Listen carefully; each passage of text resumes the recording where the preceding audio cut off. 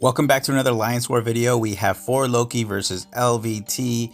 Obviously, there's a lot of X4 Loki members in LVT. It was started by Taters, who was the leader of 4 Lokis before I was there, and Liser's there, and a bunch of other players are.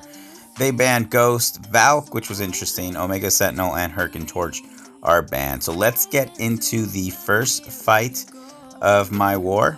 Alright guys, this is Oak from LVT. I'm going to do a guest commentary for my boy Manuel. So let's check this out, okay? We got a Jabari past 7 with Namor, okay? He's going to reflect the damage back. Good matchup, good call there. Good call there. Should be a fairly simple fight. But let's see what happens. I feel like something's gonna happen. Sometimes you get that feeling. Okay, he's off to a good start. Got that damage reflect node up. Perfect. Now he can just reflect it back. Go and block that. Don't even mess with Dexon. It's easier that way. Okay. Alright, we're getting into the fight. She's getting some prowess, global defender, but not that big a deal. Not really coming into factor any. Oh, okay. Hey, if you go involvement, make it count. I'm with it. That's what I'm saying. Yes, sir. Oh, shit. Sorry, I didn't see that one coming. Okay. That's a good special, though. It did some good damage. Okay, now he's got the fight back under control. You know, he wanted to give the defender a shot. I respect that. And now he's just going to close it out. He's back focused. It was a nice fight, other than one little mishap that really wasn't bad. Not bad. Well done, Manuel. Well done, sir. All right, thanks, Oak. That was just something we came up with before the war, since we saw that we were matched against each other. But just to give a little bit more background on this fight, like, I have a teenage daughter, and my girl called me and told me about our daughter's boyfriend, and he was in a just drama in general. It really kind of pissed me off. And it was right before I was going to take these war fights. So like Oak said, this is a great matchup.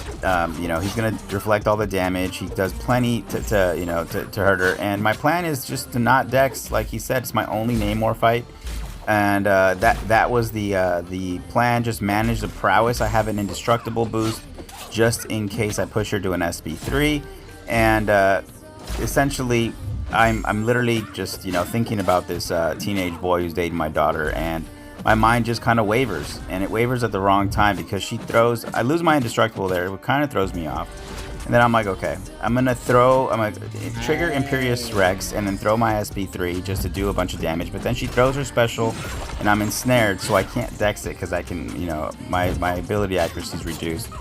And then I throw a special too because I'm pushed out of my SB3 because time passed with her special. And I throw it and I have recoil on and I lose some health. But ultimately, Namor's just too strong for this node, for this fight. So I end up, getting the win. But Oak did a much better job of doing the commentary there. But I just wanted to give feedback of, where my mind was at in that fight. And it's funny because we tell our members to make sure to cool off and do stuff like that, and it applies. I've only ever thought about cooling down or taking some time if my fight goes poorly or something, but I guess it applies to everything that can distract you. And this fight is pretty straightforward. I'm just going to use a power start 1 and just get my falter up, except I hold the heavy just a little too long that first time, and he gets a dex buff, which really doesn't matter.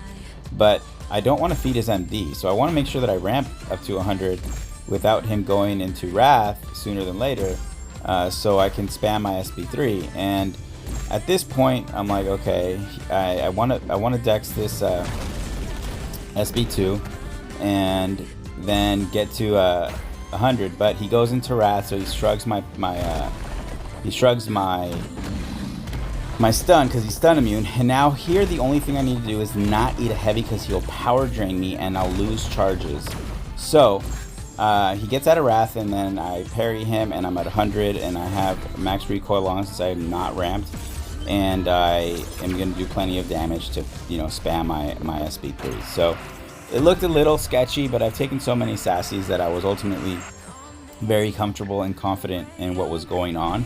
At least what not, how not to royally mess that fight up. So here's the the SB3 spam as we go, and the next fight up is a Crossbones on path 7. I am using a white Magneto pre-fight for that, so he can't shrug the debuff. And that fight, like I removed my points and crit because I wasn't going to, but I just thought that it's better. Dying sucks, and if I die because he gains too much power and because I crit too much, it's just going to make things so much worse. So I removed the points off of my precision mastery, and I go into this fight, and my plan is to basically parry heavy, and he's not going to shrug, so I don't have to worry about that. I popped an invulnerability boost to essentially tank an SB3 if the power gets out of hand. And I know that his Furies mess with my defensive ability accuracy, but I didn't consider how much my parry would fail or my falter would fail before the fight. But I do make an adjustment in the fight. So here I'm using it, pop the indestructible boost, and I'm like, okay, perfect. And just kind of reading over the nodes, and I go in. And as the fight starts, you see that everything's perfectly fine because he doesn't gain any fury buffs until I push him over a bar. And of course the first heavy has to crit, right? So he's going to gain power. And right there, he throws his first special one.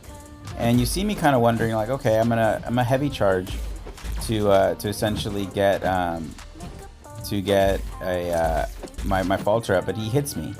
I go to heavy charge and he hits me because the Furies basically disabled my falter ability, and I eat an indestructible hit. And here I'm like, okay, what am I gonna do? I need to wait out this Fury, so I want to hit his block to wait out that passive power gain, or the prowess that gives him power gain, and the Fury. And then he throws this again, and I'm like, okay, I just need to hit his block some more, wait out the Fury, and get another heavy charge with my falter. And that's exactly what I'm going to do here. See me setting it up. And at this point I'm at 100 charges. I'm like, okay, perfect. I just need to get to an SB3 and the fight is essentially over. I'm not really worried about too much. I know my parry will fail, so I'm just baiting SB1s for openings. And at this point I have an SB3 and I throw it, and that's all she wrote. So I didn't quite think through what could go wrong or how it could go wrong. Ultimately, it didn't cost me, but I made a adjustment. I calmed down in the middle of the fight, and everything went well in that fight. So that was my first set of fights. I shared this path with somebody else. So next up are some mini island fights. And we have Spot on Conflictor. This is Lyser's Spot, and when we looked at Mini Island, Spot and Spam were right after the Korg. I was surprised to see a Korg boss.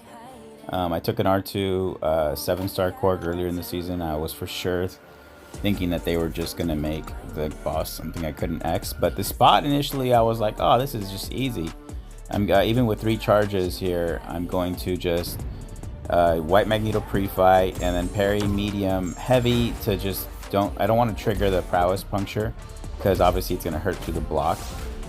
But something I didn't take into consideration was that when he throws his SB1, he gets a buff immunity debuff, and it was triggering Conflictor. And the first SB1 he threw, and I was happy, but then I was like, why does he have so much power left? I didn't realize it until at this point in the fight when I was like, okay, I'm almost at 3 bars, and he throws it again, and he's almost at 2 bars again, and I was like, you know what? Should I just manually trigger mind control at 75 charges and let my my max recoil and my 3 charges spam the SB3, or do I have enough time to get to 100? And ultimately I just chose to go to 100 because he was still under 3 bars. So I start the SB3 spam, and you can see here, this is interesting about this for the next fight. I'm at 3 charges. My first SB3 does about 170k damage, right? So 170k with my first SB3. And then obviously when I throw the second one, then I'll be at 4 prowess during this special 3. and it does. You'll see right here. I think it does over 200k. So it gives me another prowess for the next special that I throw. Obviously knock him down, or however specifically that works. But this spam fight had me thinking that, is there something about spam on 54 with aspect that is going to throw a kink in my plan? Now, most people don't know that spam does a lot of different things. But one thing that he does, they know about his evade and he goes unblockable. One thing that he does is his nonsense lowers your damage.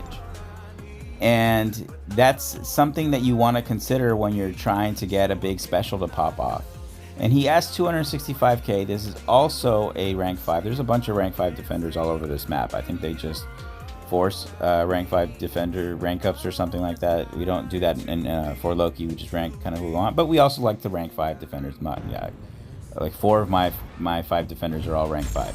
But needless to say, it's not what I'm getting at. You'll see that I start with a power start 1 because I want to get to a special 3 as soon as possible, obviously.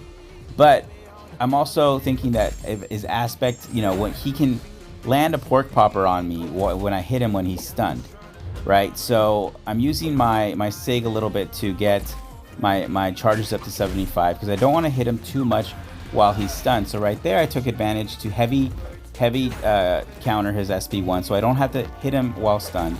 And I'm at 100 charges right now. I just want to bait an SP1 from him. And I'm thinking about manually going red and triggering mind control. But ultimately, he throws his SP1 and I heavy charge. And I have a taunt on me and he has a couple nonsense charges. But you'll see here that this special 3, while it appears to do good damage, it only does about 90k total damage. 89k right there, right? And the second one does even less because his nonsense went up.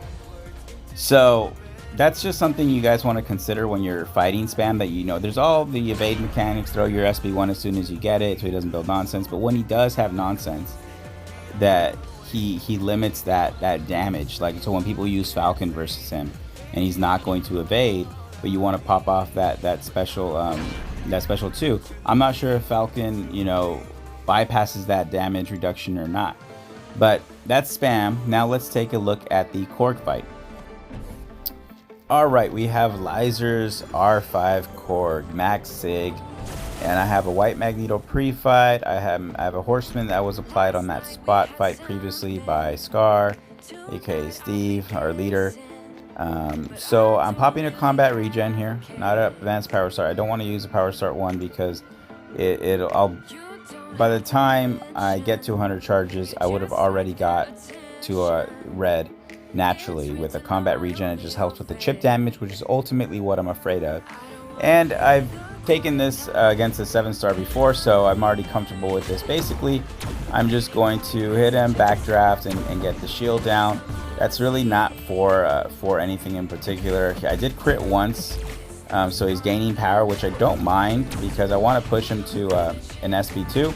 He throws it. I have my falter up. I'm going to use it to gain some mind control charges, and then basically during the reset or the cooldown of my falter, I'm going to build up to 3 bars of power, and I'm holding block. I don't want to hit him and give him some more of those charges that make him go unblockable and unstoppable. So here I hit him once, and I want to bait this SP2. He throws it.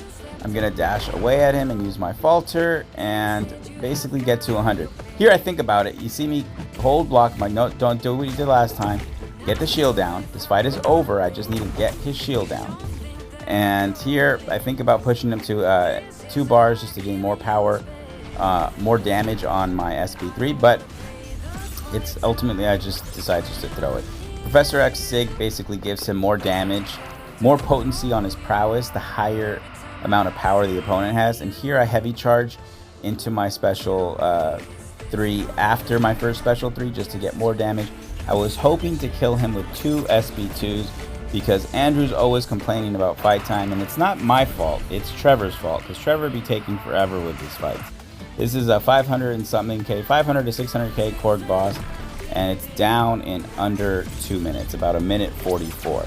So Super clean boss fight, much more efficient than the last Korg boss that I took, basically because I didn't try to eat a heavy, or I wasn't trying to charge into his rock stats. But ultimately, we did lose this war, unfortunately. We lost 6-3. We had some unfortunate deaths. They did quake on the map quite a bit, so you see their fight duration was up. So if we would have cleaned up our game a little bit, we could have pulled this out. Shout out to Clown, Karate Mike, and Shrimp with the MVPs. And shout out to Oak for the commentary on one of my fights. That was pretty dope. I'll see you guys in the next one.